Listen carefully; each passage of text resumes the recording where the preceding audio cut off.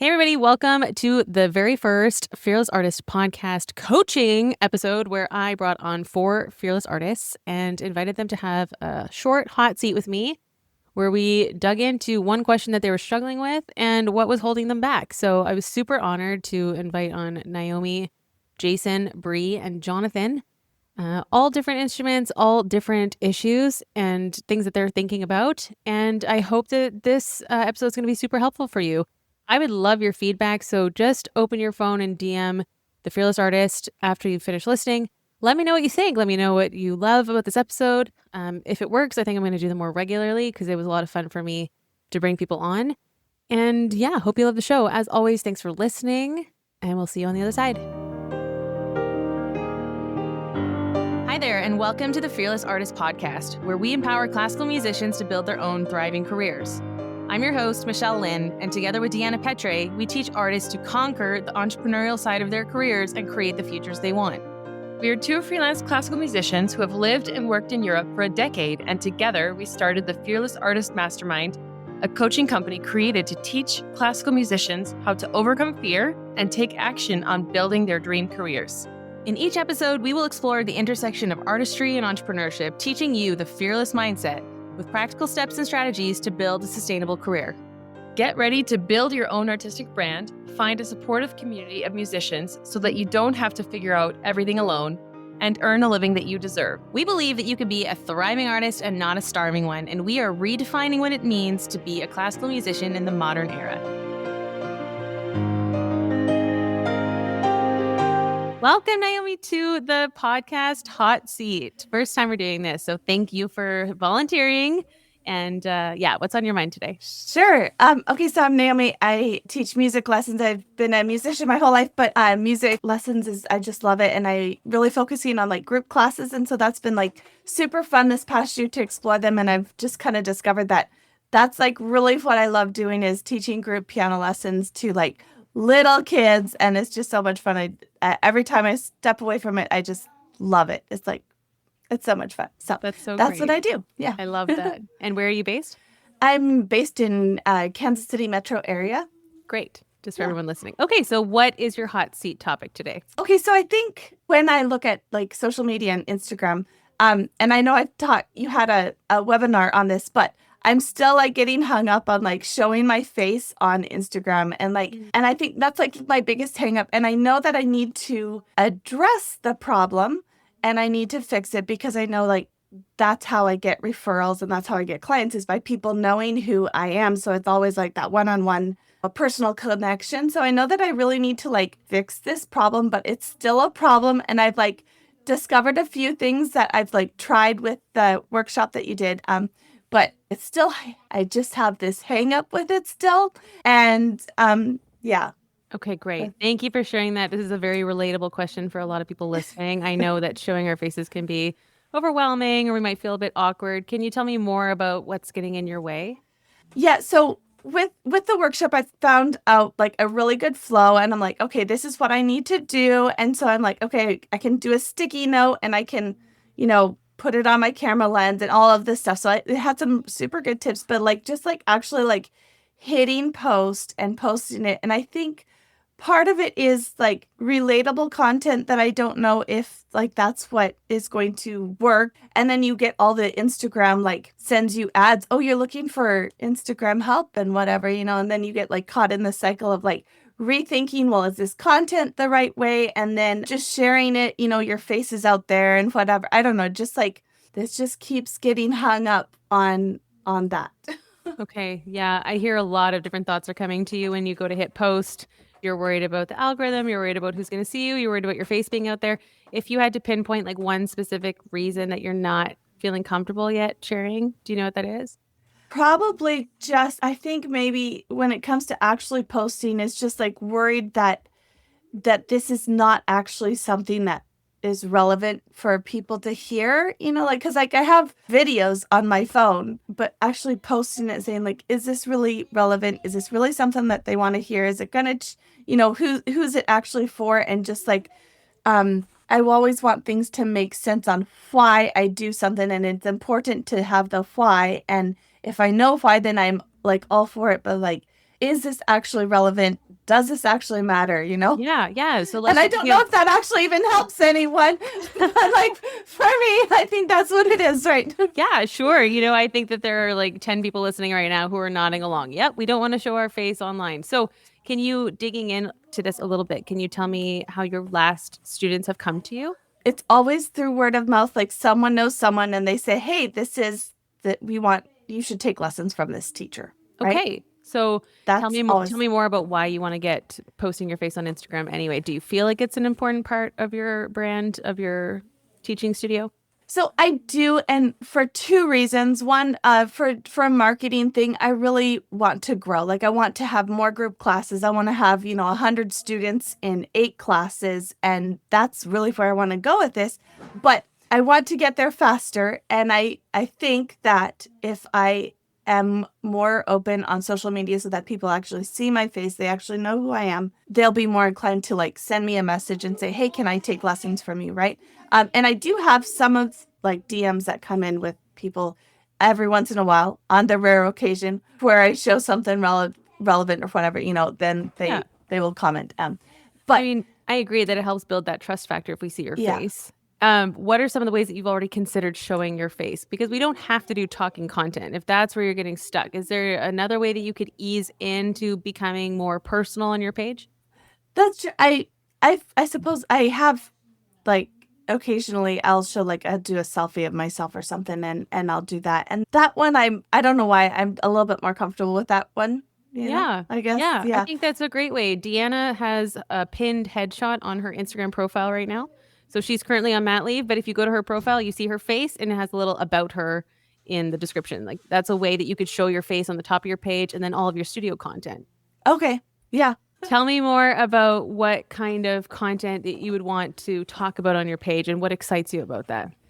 So I think as far as like content, I really want to talk to the parents and provide help and support for the parents as they are like supporting their students, right? So I teach a lot of little kids and I feel like a lot of parents don't really know what they want.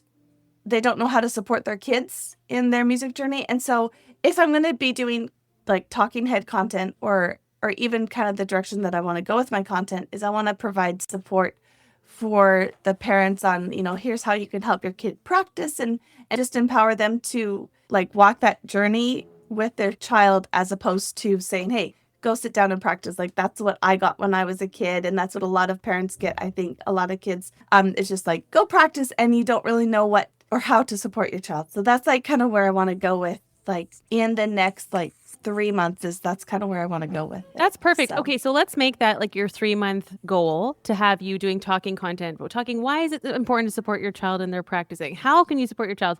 Could you kind of imagining that that's the top of the mountain? Like what's one step below that that's a little bit more in your comfort zone in terms of we're showing your face, we're showing your authority, you're connecting to your audience, but it's not you talking directly to the camera? I could probably do like you said, just do like a headshot of me and then just do like graphics over top of it. Or even like, I'm really comfortable like playing the piano, and I've done that. So maybe I could turn those instead of just me playing the piano.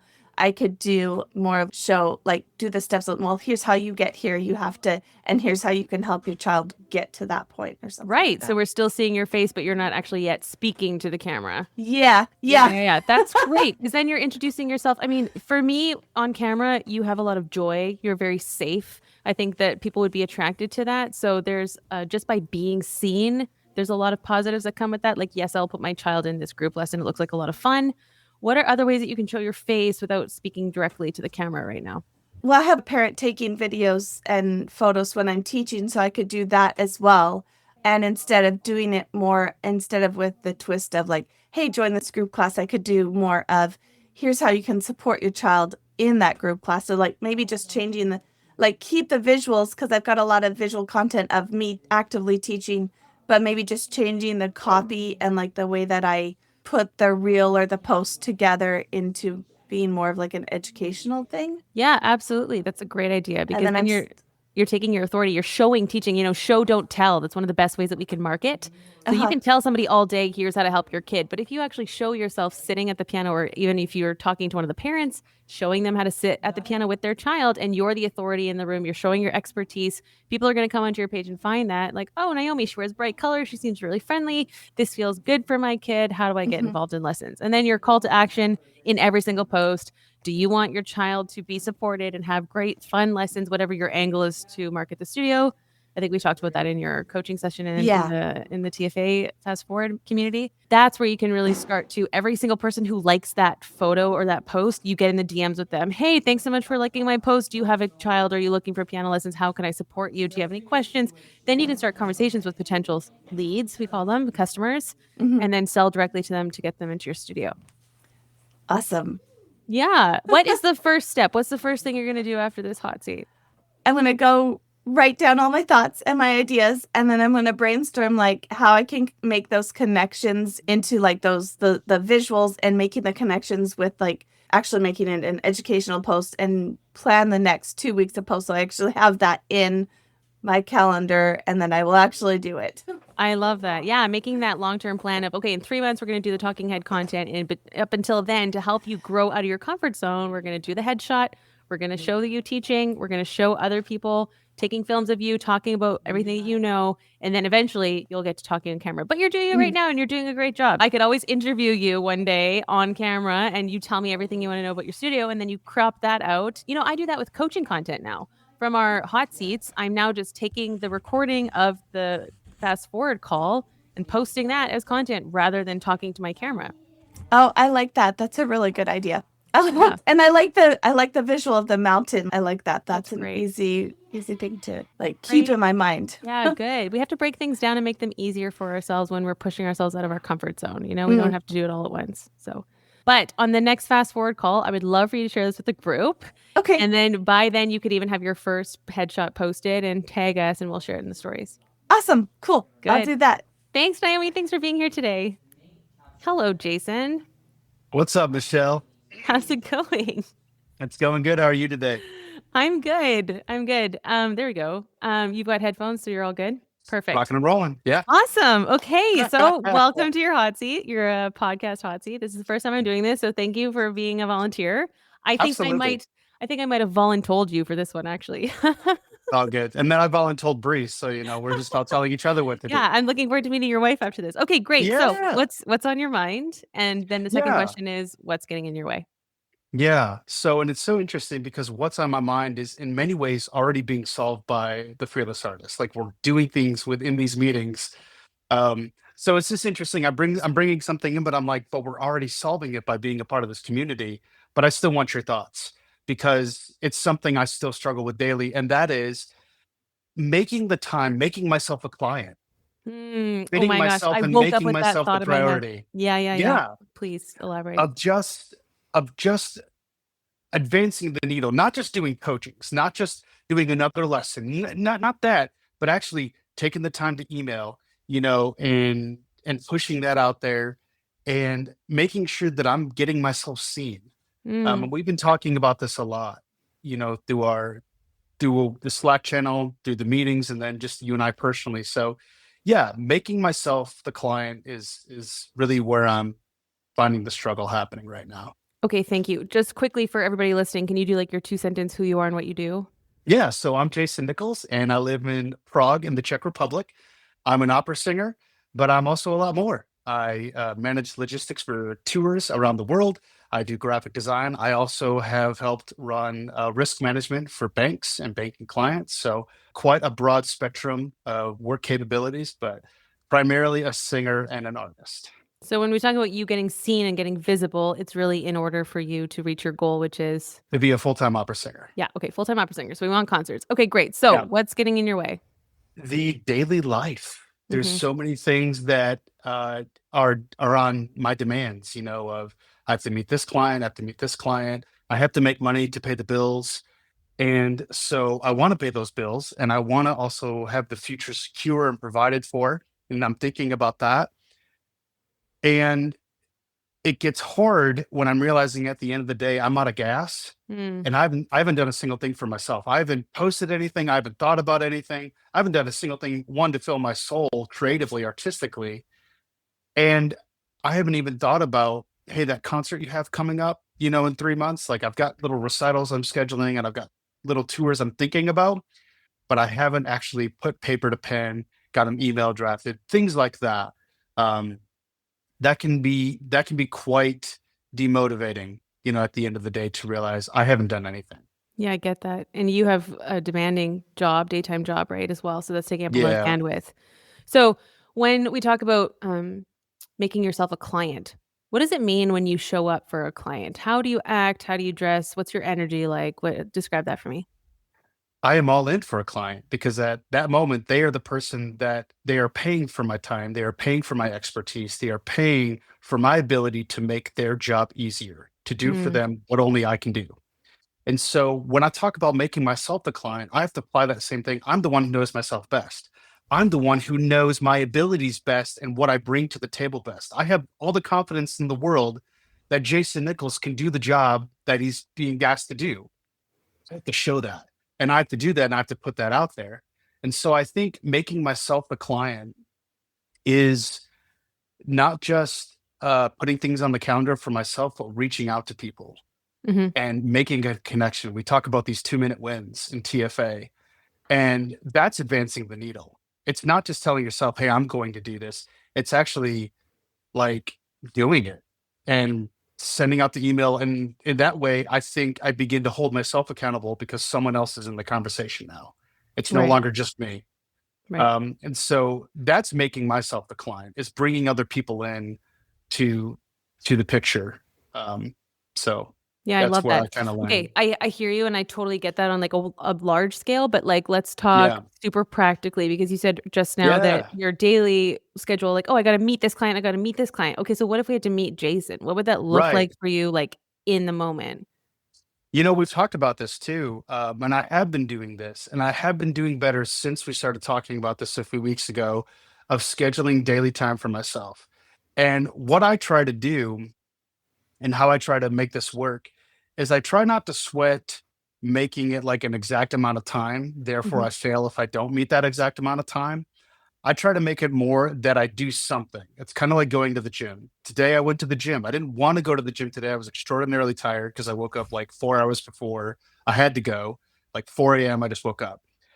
But I still went to the gym because I knew it was going to be good for me. And so in the same vein, I know it's going to be good for me to do something for myself in my career goals, no matter how long it takes or how little time it takes. I need to do something. And so that can be just texting somebody, that can be sending out an email, that can be, I did it quickly on the tram the other day. I was planning out, I'm planning out a German audition tour right now. And so I was just looking at more of the theaters that are on my list and verifying emails, making sure I have contact details correct. So when I have all the videos and everything together, that I can just start putting these emails in and I'm not thinking about, is this correct? No, I've verified that already. Mhm. So So when you're yeah, when you're working with a client, are you focused more on time with the client? Like let's say you have an appointment 11 to 12 on Tuesday, right? Or do you think like no, this is a certain result that I need to get for this client today? it's typically result based. Usually Okay. my meetings are about presenting something and saying, hey, here's the work that's been done. Here's the deliverable. Here's the result. Here's the overview. It's detail meetings do happen and we do talk about things, but that's all been kind of discussed in scope. So that's something I already have prior to engagement and that happens upon an engagement. And so that's not something that we really deal with. It's really delivering and giving the full picture of what's happening. So you're delivering something that you've already worked on in the past, right? Okay, Right. so when are you're doing that work just in your daily work Yeah. time? Yeah. Okay, so how can we use this? Because whenever we find something that works, we wanna Yeah. maximize it and use lateral thinking. So let's say we have a Yeah. meeting with Jason 11 to 12 on Tuesday, but that means the work already has to be done because you're presenting Sure. something to him. Yeah. So what does that look like? I think that would mean setting goals and making sure, hey, by this date, this needs to be done. It's really just project management for myself where I say, this is what you want to do. What does this look like working backwards? When I think about the tours that I've helped build and manage, that's really exactly how we do it. We start with the date that the tour ends, and then we work backwards and we build out how we want the tour to look, what we imagine it, and then we build out the months leading up and we build scope of what does the work look like involved for making this tour happen. And so I think it's the same thing for Jason, is that I need to work backwards and say, okay, when would you want this, the ideal of this? Mm-hmm. And we build that out. And then we start setting deadlines, essentially. And for me, deadlines aren't rigid so much as they are very much, unless, let me say this, if any of my clients hear this, it is rigid for my clients. Some deliverables have a hard date, Okay. but Right. it's just Artificial more for the deadlines. sense that, Yeah. yeah, we need to create these. So we have the sense that this needs to get done. If we're going to move the needle, we need to do this, or else we continue to perpetuate the past results of what we've had, which is nothing. Mm-hmm. So we Mm-hmm. can't maintain the past. We've got to build the future. So we have to keep moving it. Hey, everybody, real quick, I just want to say that if you are struggling to post on Instagram, first of all, you are not alone. Most musicians are sitting there scrolling and not knowing what they would actually post about. Second of all, if that's you, then I have a free gift for you. It is our free guide, 10 golden rules to posting on Instagram as a classical musician. If you follow these 10 rules, you will grow, you will get more followers, you will get more views, you will know what hashtags to use, you will write captions that are interesting, and you will build an audience. And guess what a bigger audience gives you? More concerts. That's right, everybody. So all you need to do is DM us on Instagram at the Fearless Artist Mastermind. Just write golden and we will send you our free guide. Hope you love it, and thanks for listening. You mentioned the tours that you planned, right? And you said Yeah. we built out the scope. Was you were working with a team? Yeah. Okay. So when it comes to working with yourself, I think that's where a lot of freelancers, that's why we get stuck, because we're on our own. So it's Yeah. very easy to fall into like, I'm tired today. I'm overwhelmed. I've got pressure from external, like you already mentioned, bills to pay. That you're thinking about where you actually get money right now, Yeah. rather than planning your German tour, which will give you money in the future. Yeah. You constantly have to make these decisions around, cost benefit analysis and like short term, long term. So is there someone currently, I mean, I know you have a great supportive wife, but like, can you think of other team or another way to build in this so that when you're working with Jason, it's not just up to you? So this is going to be a plug, and Michelle did not ask for this, but it's exactly what I did this week, where I texted you and said, hey, I have this idea. I'm going to do this. And then you responded before I could even take it back. I was like, oh no. Why don't you tell everybody what it was since you're here? I know. Oh my gosh. And I'm still going to do it this week. I've recorded 3 times and I've hated all of them. Oh, but no. I need to start posting videos of myself singing. I need to start making myself more visible. But it's telling people, hey, hold me accountable. Ask me how I'm doing on these things. Here are the things I need to do, and ask me how I'm doing. And it's not just the Fearless Artist. I have friends who will do this for me. Perfect. I have siblings who will check in on me. And my older sister will absolutely hold my feet to the fire. Like, she will be like, Jay, how are we doing on this? I'm like, oh, geez, sis, come on. So we'll do it. So that's it. It's knowing the people who support you, who are going to hold you to it. Not just the people who are going to say, hey, great job. It's going to be the people who are like, hey, you can do more than what you're doing. Yes. Are you doing it? Yeah. And you've got to know those people in your life. If you don't have those people, you're absolutely right, Michelle. You're not going to advance. You've got to know who your team is. Yeah. Whether they're paid or unpaid, your friends or, yeah. I mean, when Deanna and I got serious about the Fearless Artists, we started working together on Zoom. We get 2-hour blocks in our calendars, Monday, Tuesday. We sit together, mute, and do our work. Because otherwise it was like, okay, you handle this and I'll handle this. And then it's scattered. And at the beginning of this hot seat, I heard you mentioning all these things you need to do for Jason, the emails, the pitches and stuff. And it's just maybe a little bit too all over the place. And you need these concentrated blocks of time for working on this business. Are you saying I need to come to a focus session? So everybody listening, the Fearless Artist community includes you are. Have you been to a focus session yet? I have not yet. Okay. So focus session, we usually have a group of, there's one girl in Norway, Mary and Mari. Yes. We get on at 7:30 a.m. and we sit together. Well, she usually practices and I'm like dragging myself out of bed, to be honest. But anyway, 1 hour on Zoom, muted, and everybody sets their intentions at the beginning. And at the end, we do a little check-in.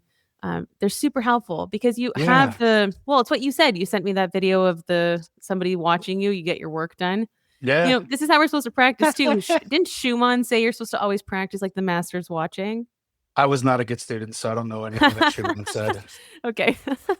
So it's the same thing if you're working for Jason, like make sure that you know that people are, yeah, I mean, I think this team element could really be helpful for you. The Absolutely. accountability that That's a great mentioning. thought. Yeah. Yeah, absolutely. Absolutely. Great. Okay. So how does that feel? When's the next focus session? What's the plan? What's your takeaway? Yeah. So I think my takeaway is absolutely what you just said. I need to reach out to those few people I just mentioned. Not only Bree, because she can actually today we schedule things so Mm, that she can start helping holding me accountable and stuff like that. 'Cause she's a great linguist and great vocal coach and teacher and stuff. So she's gonna start really taking a more active role. But then I'll reach out to my oldest sister and say, hey, I need you to check in on me hmm on these things. And then also just post in TFA and then join a focus session. That's four things. I love that. Yeah. I'm going to throw in something super practical. It might not be applicable for you, but it is for me. If I have a coaching client, I'm like wearing a nice outfit, my hair's done, my makeup's on. But if I'm telling Michelle she needs to, do her album edits or practice, then I'm still in like pajama mode. And Sure. I notice that when I put myself in this higher energy state by showing up for Yeah. myself, even though I'm still in my living room, I'm Yeah. like, Yeah. Yeah. wait, like I have a podcast interview. I have to be ready. I have to be on. So Yeah. then treating myself in that same, like, oh, I booked an hour to work on my album today. I need to be on. Right. That's really helped me to get out of kind of that low energy or maybe even like depressive state sometimes where like all of Yeah. your anxious thoughts are still in the morning. You gotta go clear out the cobwebs first thing in the Yep. morning. I don't know if anybody else listening has to do that when you wake up, like I make had no anxiety this morning when I yeah. woke up. I am the perfect millennial. Yeah, yeah. I say like Exactly. elder Exactly. millennial. Right. Yeah. Elder millennial. Oh, let's not get into that. Yesterday I taught my Gen Z class and I said something and I was like, "Aren't you guys proud of me?" Oh yeah, I showed them the millennial pause. Do you know what that is? It's when you breathe. Yes, we've talked Yeah. about this. Yes. My thing lately is I'm wearing crew socks. I'm no longer wearing ankle Oh socks with no. shorts. Oh I know. no. You've I'm doing left the us. crew sock. Yeah, Bree's very disappointed. She's like, I don't like this. I don't like this at all. Good. Okay. Well, I think these tips are super practical. I'd love for you to share that in the Slack channel for the Absolutely. community, Will TFA. do. And yeah, you're Yeah. just a joy to be around. So thanks for being here. Awesome. Thanks, Michelle. Thank you so much. We'll talk to you later. Talk to you soon. Hello. Hi. Hi. So nice to meet Sorry about you. that. Well, it's so good to finally meet you. I've heard Yeah, a you lot too of have great heard. things. Yeah, same. I've heard so many good things about you and I've seen so many great things. So yeah, welcome to your Thank you. 15-minute hot seat. Thank you. It's such a pleasure. I really Yeah. appreciate it. Yeah, definitely. So I'd love to hear what's on your mind and then what's getting in your way. Well, I have a couple of things that I wrote down. So let me pull up my little list here. Oh, and if you don't mind just introducing yourself for our audience. Yeah, I'm Bree Nichols. I live in Prague, Czech Republic, and I'm a soprano. I'm also a voice teacher, and I'm the founder and artistic director of Opera Arlington back in Texas, where I was living previously. And I'm really thankful to be here today. So thank you for the invitation. So I think one of the first things that came to mind was I feel like I've been making a lot of progress in my career lately. There have been a lot of steps that I have been working toward for a long time, and I'm in a lot of a building stage, I would say. But one thing I find is that it's hard for me to actually be present in the moment and celebrate those victories. It feels like my brain always goes on to the next thing. Isn't that like the classic happiness treadmill of like you achieve your goals, but then it's like, okay, what's next? And I want to make sure that I'm still kind of making space in my life for gratitude and savoring the moments that I'm in. So that was kind of the This first is so beautiful. thought I'm I so had. grateful you brought this topic up. Yeah, I think this is so relatable. Also for myself, it's something I've been thinking about and working on. So I'd love to hear like what have you tried so far and what's stopping you, let's say. I try to be reflective throughout my artistic process. I think teaching actually helps me a lot because as I'm building that relationship with students and discovering how they view the music, it helps me to see things from a different perspective and kind of slow down in the process. But I think what gets in my way is just I think I have a natural ambition that or perfectionism or whatever we want to call it, that I never feel satisfied completely. And my brain will just want to move me along to the next step or look for the next opportunity, or maybe I accomplished a big goal of mine, but then I go online and I see someone who's, light years ahead of me and all of that. And then my progress just seems like kind of pointless in light of that. Yes, yes. 100%. This is very relatable, like I said. So, yeah, this is great for sharing. So what's getting in your way is the drive that you have, which is I think in also a lot of ways, yes. a good thing because your drive is what's gotten you this far. So that's where Yeah. these things can be more complex than just black and white. Because I mean, the reason that we have success is because we know how to persevere and have grit and push and look for opportunities and try again after we fall down. So it's interesting if you notice, like, oh, maybe sometimes it can work against you. Yeah. And another thing that's getting in your way is comparison. Yeah, Would you say? absolutely. Yeah. Mhm. Okay. So you've tried already gratitude. I would say yes, but I could probably be more mindful in the approach to that. I think it's really helpful when I try to take moments like with my husband and we actually say like, what are a few gifts that we're appreciating right now? Hmm. Yeah, it's a beautiful question. But I think we don't do that enough. Mm-hmm. I Mm-hmm. haven't placed the systems in my life to remind me to do those things regularly. Yeah, absolutely. So, in terms of other milestones in your life, I know you got married, for example. Like, what are other ways that you've celebrated these milestone moments? That's a good question. I mean, I would say another big milestone, for example, would be completing my dissertation and my doctorate. And obviously, you have like the ceremony of that. In my case, it was in 2021. So Oh man, that was a online. little bit stymied. But Yeah. yeah, I think that was a big page turn in my life, big new chapter as well. I think it's important for me to like bring in family and loved ones around to appreciate those moments. Mm-hmm. Mm-hmm. Yeah, I guess just setting aside the time intentionally to not just speed off to the next thing. Right. Okay, so I heard your graduation, doctorate. Congrats, by the way. Your Thank wedding, you. obviously, you took time for that. What are some other milestone moments, maybe earlier in your life, that you remember celebrating? Well, one big thing that I did when I was about 23 was I started a little opera organization in my hometown. Upper Um, Arlington. this one is Dapper Opera Troupe. So this was Okay. pre-Opera Arlington.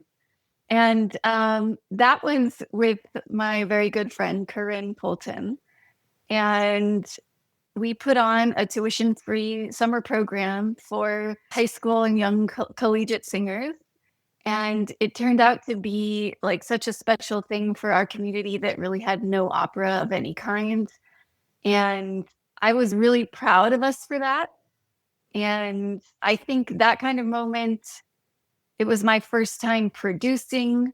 It was my first time creating opportunities for others. I found that tremendously fulfilling. And that's a big reason that Opera Arlington exists now. That's Um, interesting. Yeah, it's a I stepping think it's stone. easier for me to celebrate other people's wins in a way. Okay. Okay. Let's talk about that.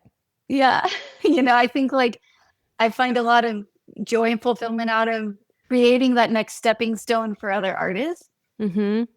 And, I think I do that for myself to some degree. Obviously I've worked hard to take the steps in my career that I have, but it's easier for me to be fearless about it when it's on someone else's behalf. Okay. Well, If that makes what's sense. interesting is I just finished chatting with your husband, and we had a very similar conversation about him treating himself as he treats his clients. Mm. Because when he shows up for his clients, he cares about delivering. He wants to show them a result. He is thinking about how they're paying him for his time. So we were talking about ways that he can show up for himself in that way. So do you see how you could celebrate Brie if she was another person? Honestly, I hadn't thought of it in that light, but yeah, it's a really good question. It's very thought provoking. Like when I have that next win, like I just had a pretty big milestone actually recently. Like I signed with my first agent, Oh, but congrats. my default instinct is minimizing that because I'm like, oh well, I have to prove myself, and it doesn't really mean anything until I get booked, and and Yep. Yep. That's just just our naturally. fear brain. Yeah, absolutely. Yeah. So I think like it's not that I'm scared to share it, but it almost doesn't feel real to me, if that makes Mm-hmm. sense. Yeah, sure. I mean, part of our careers is like your brain needs to catch up to your next level. Like we break open to the next door of success, and it's like, wait, I don't know what it's like up here. I don't know how to act or think or be. This is like new Yeah, territory. exactly. Exactly. And then I did have one other sort of topic I wanted to mention. So I find that I've been getting used to sharing more of my work online, making that part of my sort of approach to my career because that has, gotten me jobs in the past. That's actually been a huge asset to my career is my online presence. Even though I've got like, I don't even remember, 3,000 followers, something like that. It's not a crazy number. So Okay, great. I just want everyone to really listen to what she just said, that it was a huge asset for her and she's gotten opportunities through her online presence. Yeah. Okay, great. yeah, Just want to highlight I that. literally have gotten jobs directly through that. And Okay, perfect. it's also served as my online portfolio for people that are interested in working with me. And it's been kind of opening the doors for those opportunities in a more peripheral way too. Amazing. But I, then have also had people write to me through my website that found me on Instagram through some video I shared. Yeah. And that's led to a job opportunity. So I think what can feel difficult, and it's something that in some ways I dealt with, but it feels like the work's never done, which is essentially when you're sharing your work online, there is an innately like self-serving purpose behind it of like, I'm using this as an asset for my career, right? Yeah. For the furtherance of my career. But at the same time, I am like an INFJ, if you're into the Myers-Briggs thing, type of person that I'm really, really driven by things that are meaningful to other people. Mm. And so I'm like, how can I make sure that my work somehow, sorry. Yeah, these are big. Yeah, I'm good. Sorry. It is like close to my heart because it's not just about, sorry. It's okay. These things are It's so not just about personal. my life online. It's an artist. It's also like in the rehearsal space and on the stage. It's like it's so important for me to stay connected to my purpose as Yeah. an artist. Yeah. It's so deeply not about me. Mm-hmm. And if it was, I don't think I could stand to be in this career. Right. And so I think that I sometimes, as I'm working through all these stages of ambition in my career, and as I'm reaching all these new stages and new communities and all of that, I feel sort of an internal pressure and call and motivation to make sure that it's serving a purpose for other people, that it's all the things that art can be for them, healing for them or bringing them together with others or just giving them a moment of beauty in their lives. Yeah. And so I think the reason that it's like so close to my heart is simply I'm devastated to think that some of my work might not achieve that. Hmm. And do I you feel would like that? be, yeah, go ahead. Does it prevent you from sharing because you're feeling this pressure? I think on some level it does. I think I don't share clips of my singing and my performing, for instance, very often. I don't make a lot of posts of myself like talking and kind of like sharing my views and perspectives, even if in some way that could be an easier way to achieve that goal of connecting or assisting or uplifting other people. So I guess there is some pressure associated with that. So, first of all, thanks for sharing this because I think a lot of artists, I mean, what you said, we wouldn't survive this industry if we didn't feel like we had a calling and a purpose. And I know, even this morning, I was feeling the weight again of being behind on a project that really matters to me. And then there's shame attached. And then you feel about people that you might be letting down and you worry about what people might be saying about you. And it's just like all of that noise in your head at any given moment. And, taking every thought captive and really deciding like, okay, what do I choose to believe right now? So, I mean, just for today, I mean, obviously this is a huge topic and would never want to try and put a little bow on this, right? But I would just ask, can you talk a little bit about a time when you know that you made a big impact on someone's life with your voice, with your art? I love that question. And the first thing that comes to mind is actually kind of special because it was this tiny little recital. There were maybe like 20, 30 people there. And it was my first Fulbright recital in Prague. And I had a sort of mutual friend in the audience that I didn't know her well, but I had sung this piece, an obscure cycle by the Czech composer Josef Bohuslav Krster called Jitro, Pure Morning, which ended up being the titular work of my first album. Oh, wow. Which I really adore. The poetry is so deep and gorgeous, and the music really makes it even more so. But the second song in the cycle is about losing one's parents, the death of one's parents, and it talks about essentially their spirits living beyond us. And this person came up to me after the concert and said, as someone who's lost their parents, this felt like a gift. Wow. That's so meaningful. And this is, I mean, I've had also experiences of people sharing their deepest grief with me after I came off stage. And I'm always a little bit taken aback at how vulnerable people can be. But that just only points to how people are receiving what you're giving them. Yeah. And I guess we can never know that impact. Right. Because most people won't come up to you and talk to you after the concert. Yeah. Most people won't send the DM. So I feel like for every DM that we get or every person who comes up after, there's 10 or 20 more who felt the same and didn't share it with us. Yeah. And, I always would hope so. And I think that's where it can also be tough to gauge, like, am I connecting on that human level that I so want to? Yeah. When you don't get a lot of feedback, Right.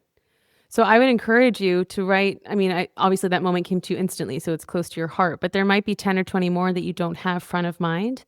So I'm just even wondering if you had a journal where you kept these kind of precious stories and then you review them, and just knowing that I think from what you're sharing, it's important enough to you that if you're connecting with one person, then you've made a difference that day, right? Yeah. So even the fact that your following count doesn't matter so much to you, you're like, I know that I'm making an impact. So if we can focus on these stories of real people who have come to you and said what your art means to them, I think that'll help calm down some of that inner critic or pressure that you feel when it is time to share more of what you're doing. Yeah. Because ultimately, as you can continue to share freely, you will impact more and more people. That's just a numbers thing. But internally, to take this pressure off of you and to remember the times you already have. I mean, if you quit right now and never sing again, your art has made a difference. Yeah. Thank you. I think that's a really beautiful idea. And it's a good way to stay grounded in that regard, because I think as artists, we're always looking for that affirmation that my work matters to someone. Yes, exactly. Yeah. I mean, I screenshot DMs. I share them with my closest inner circle. I say, wow, I remember these stories. I try to remind myself before I go on stage, there are people here who already love me, because I know from the last concert, we need to look for evidence and just I think that'll also tying into your first question, how to celebrate more in the moment. That we when you go to bed at night, you think of these things and this is what you sleep on. And this is what we remind ourselves of. So that when we wake up, we can jump a little bit sooner into why we're doing this, because that is what keeps us going. Yeah, absolutely. And I think taking that time, especially in the mornings, to slow down and set the mental environment that I want to be in is crucial. Yes, absolutely. And just one last thing that I wanted to say that came to mind is all the milestones that you shared earlier are massive, life-changing, chapter-turning milestones. But I'd be interested in having you think about maybe small wins in your life and how you celebrate those, like maybe it's a birthday. Do you and Jason have a favorite restaurant that you go to? Can you start, adding in a restaurant dinner when you have like a smaller win, that it doesn't have to be like I signed with an agent, which is like a huge thing. Like you'll remember that for the rest of your life. But what about just like I learned this new aria and I feel like I did a good job at those kind of things. Okay, let's go for dinner. Like I love that. let's just take a moment to be like, whew, like we're doing this thing. Yeah, and take time that's not just working or like collapsing and dissociating. Yes. All very relatable. You know what? I have a beautiful app called the 5-Minute Journal. And at the end of every day, you can kind of say what were the highlights of today and you can put in pictures. And I started doing that as a way to kind of track my blessings because otherwise it's just a blur. And so it's different than my photo album because my photo album can have random screenshots of recipes and stuff. But this specific gratitude journal, coming back to what you said about gratitude. And then I look through these photos like, oh, this moment, this restaurant, this walk with my dog. Like those were precious moments. I want to remember those. Oh, I love that. What was the name of the app again? The 5-Minute Journal. I will check it out. Michelle, this has been really, really lovely. And thank you so much for sharing all of your insights. Yeah, I can't wait to meet you. You're just like the sweetest person. So thank you for coming on today. Likewise. Thank you. It's been such a pleasure. Yeah, we'll see you again soon. All right. Take care. Hey, Jonathan, welcome to the podcast. Thank you so much for coming on for your 15-minute hot seat. Hi, Michelle. Thanks for having me. Nice to see you again. You have been a member of the Fearless Artist Fast Forward community for like almost 2 years. Yeah, a little bit. Yeah. I dropped off a little bit, and I'm actually thinking about coming back on. You were one of our very first people to join the community, so that was really great. Yeah, I really loved it. Oh, really great. Okay. So give us a little intro, and then we'll dive in.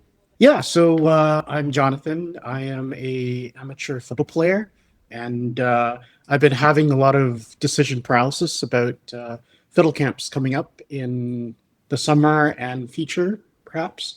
So my situation is that I am currently a student who is delinquent. I'm a delinquent student who is who has suddenly found myself with a lot of free time. So. Okay. Yeah.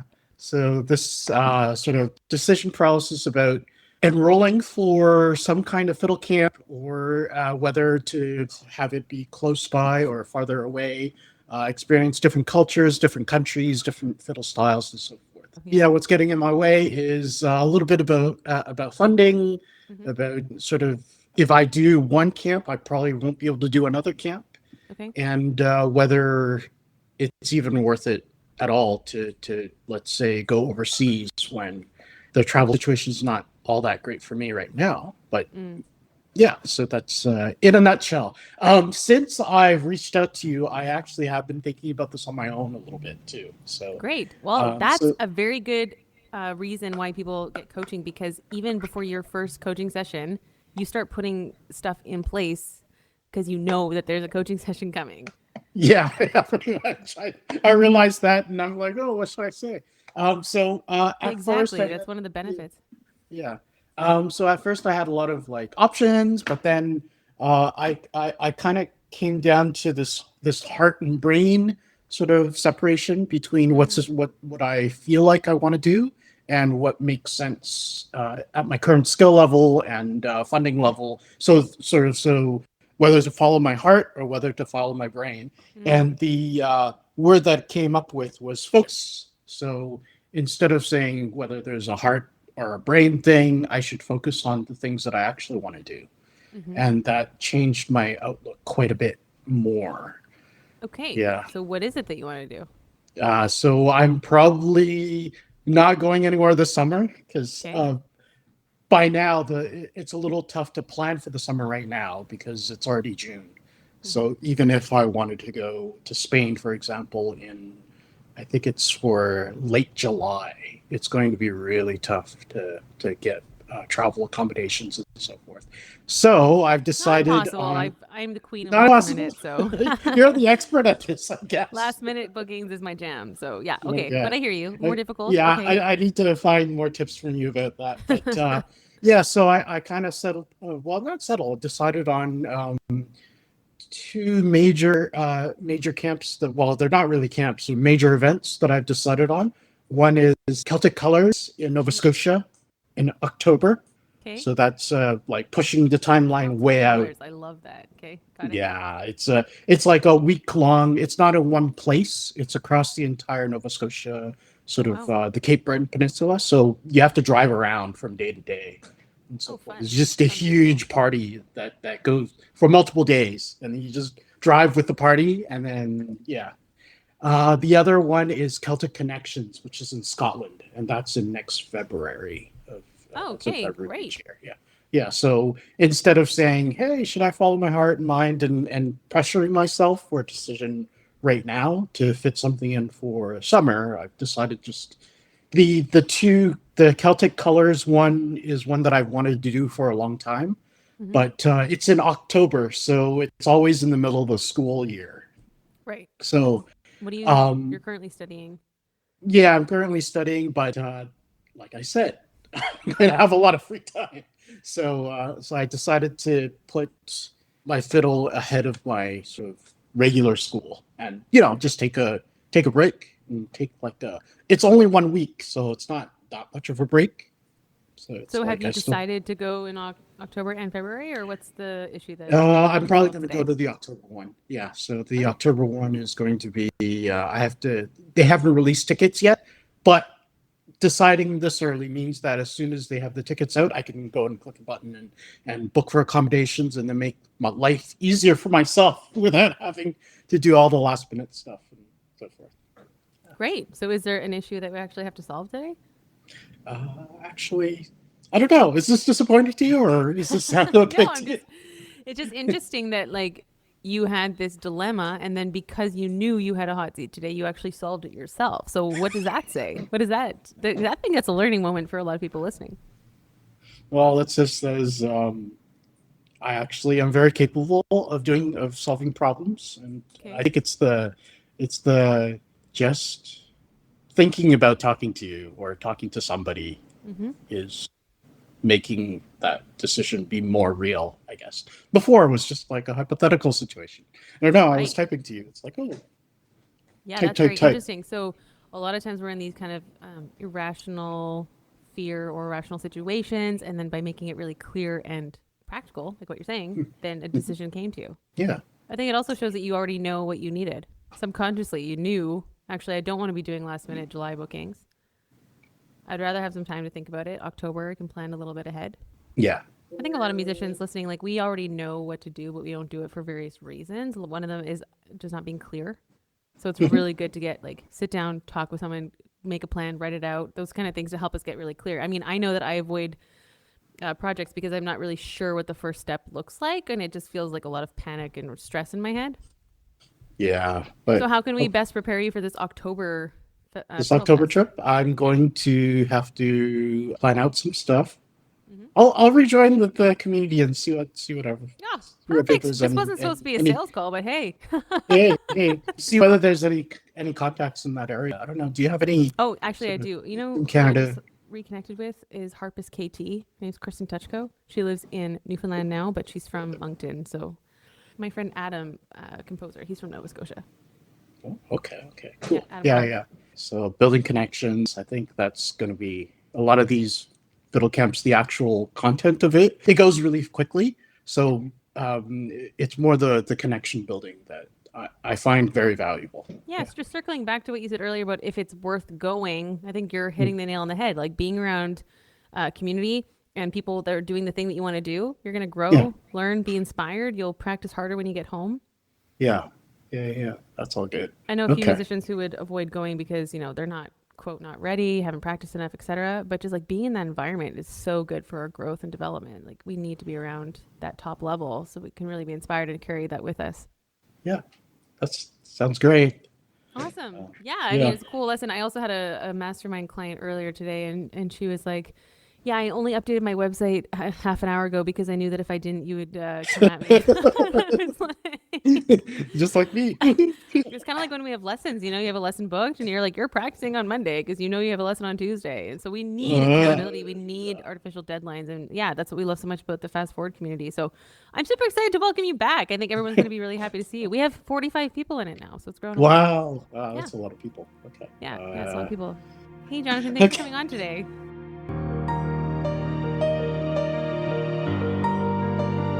Thank you for listening to the Fearless Artist Podcast. If you found today's episode inspiring, hit that subscribe button and don't forget to share this podcast with a friend. To join our membership or one of our coaching programs, visit our website at thefearlessartistmastermind.com. This episode was produced by Pokey Huang at phMediaStudios in New York City. We're Deanna and Michelle, encouraging you to create your own opportunities and to go after what you want. You have what it takes to build the career of your dreams. Until next time, be fearless.